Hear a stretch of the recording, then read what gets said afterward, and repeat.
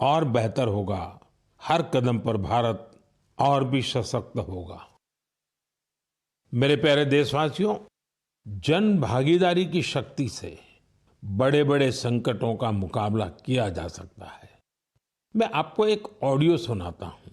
इस ऑडियो में आपको उस संकट की भयावहता का अंदाजा लगेगा।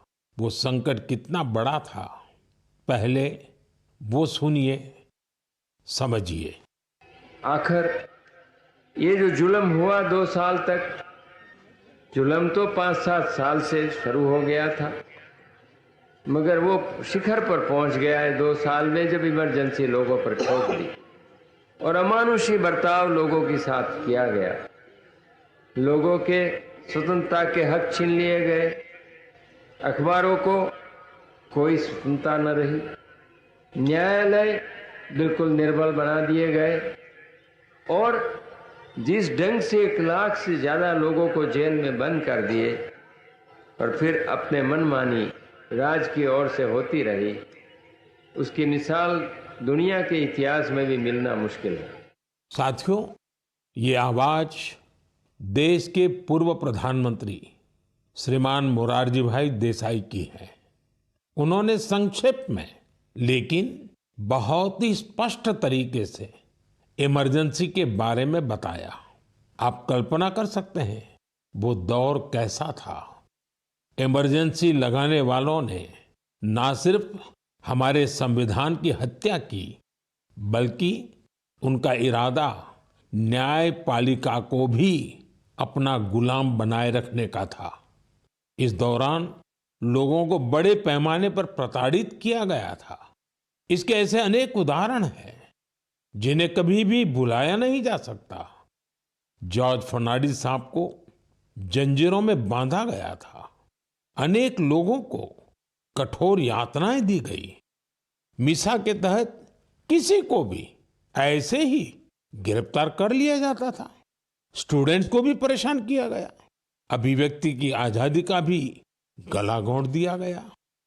साथियों, उस दौर में जो हजारों लोग गिरफ्तार किए गए, उन पर ऐसे ही अमानवीय अत्याचार हुए। लेकिन ये भारत की जनता का सामर्थ्य है कि वो झुकी नहीं, टूटी नहीं और लोकतंत्र के साथ कोई समझौता उसने स्वीकार नहीं किया। आखिरकार जनता जनार्दन की जीत हुई। आपातकाल हटा लिया गया और आपातकाल थोपने वाले हार गए। बाबू जगजीवन राम जी ने इस बारे में बहुत ही सशक्त तरीके से अपनी बातें रखी थी।